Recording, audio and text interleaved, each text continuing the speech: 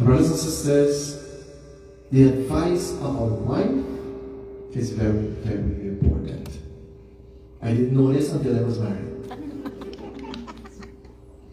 The advice of a wife is very, very important. Men need advice. Sometimes our head may not be screwed on tightly enough. Sometimes our minds tend to wander. That's where our wife's coming.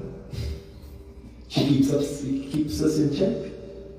You know, this is not like back in the year, I should say like medieval times. You know, in those days, women or wives would cook, clean, sleep themselves out for men.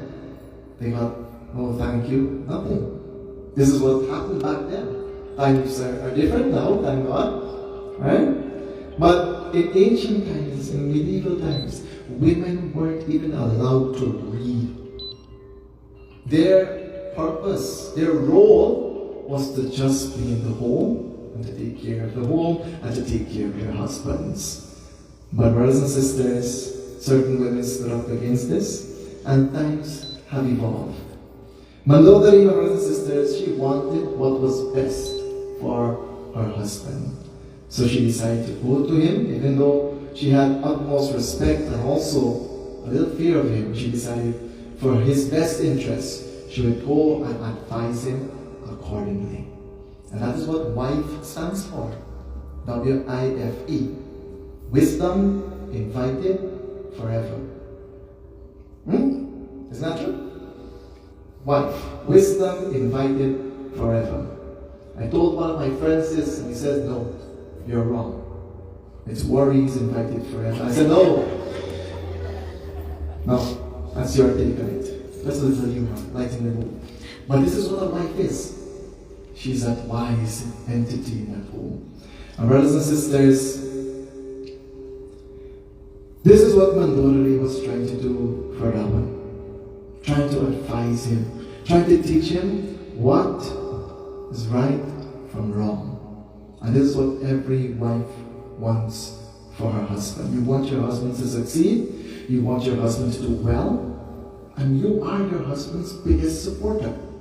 Mandodari, in this case, she was Ravan's biggest supporter as well. She would support Ravan to the end of the world and back. But now that his life is at stake, now that the entire race is at stake, she must stand up and advise him accordingly. Brothers and sisters, when Ravan heard the words of his wife, what did he do?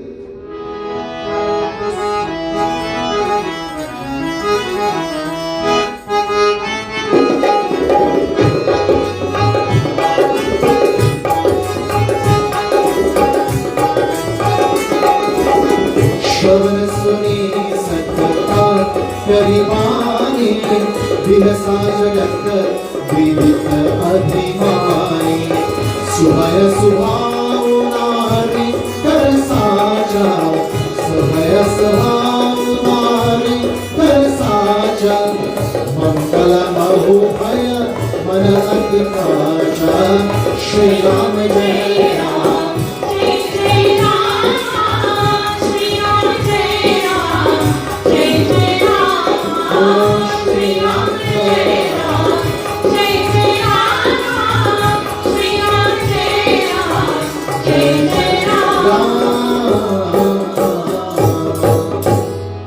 Brothers and sisters, when the foolish Ravan heard the words of his wife, you know what he did? He laughed. The pride and the ego in this man is undescribable. He laughed. And what did he say to her? He said to Mandodari that a woman is timorous by nature. You guys are scared by nature. Isn't this true? No. I'm waiting for some people to agree with me there just now. No, it is not. These are the words of Ravan. He says that by nature, women are scared. Women are very timid. But we all know that this is not so. He says that even in an auspicious occasion, women entertain fear because our mind is very weak. This wasn't thinking of Ravan. This is how he thought of women. This is how he thought of his wife. His own wife, this is what he thought of her. And it's sad to say that in Sanatan Vedic Dharma, there are men, there are husbands that think of their wife like this. We all have seen it. We've all seen this situation. Yes, Father. But, brothers and sisters, we should never entertain such thoughts of our women, our wives, our mothers, our daughters, our sisters. Never ever entertain such thoughts. They are not weak.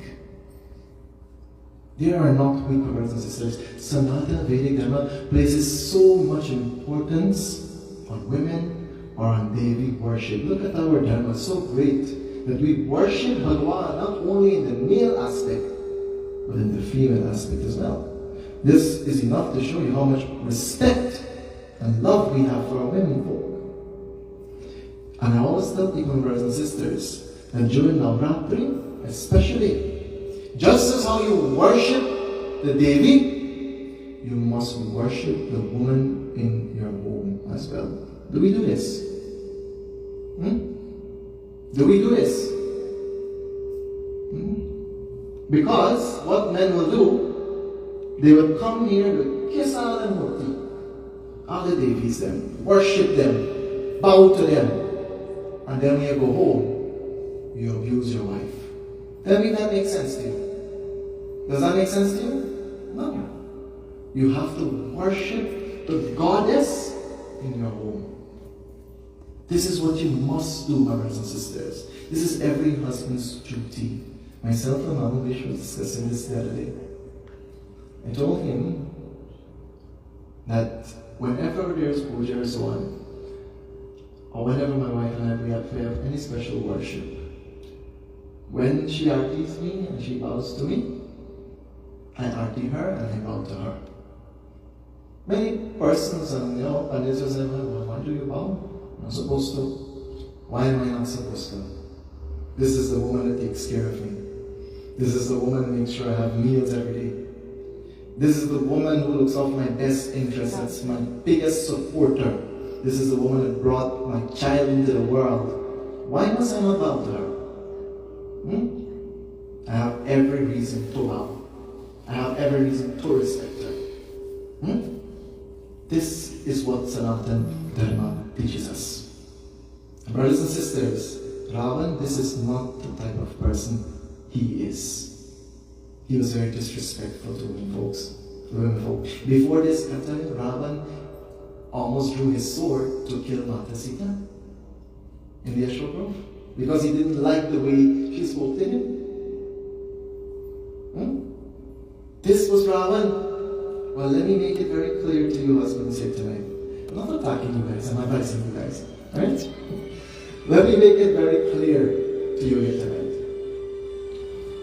If you have gotten married by the Vedic law, by the performance of the Vivaha Sanskar ceremony, if this is the way you are married, and you would apply the Mangal Sutra around the neck of your wife, that cord of protection around her neck, you're not only doing that so that she can have something nice to wear every day. No. When you apply that Mangal Sutra, you're taking a vow before man, before God, that you know what? I am going to be this woman's protector. That piece of that cord that you wrap around her neck, that jewelry that you wrap around her neck, is more than just an ornament. No. It's a sacred vow that you're taking, that I will always protect this woman. That is what husbands are supposed to do. Protect their wives, not abuse them.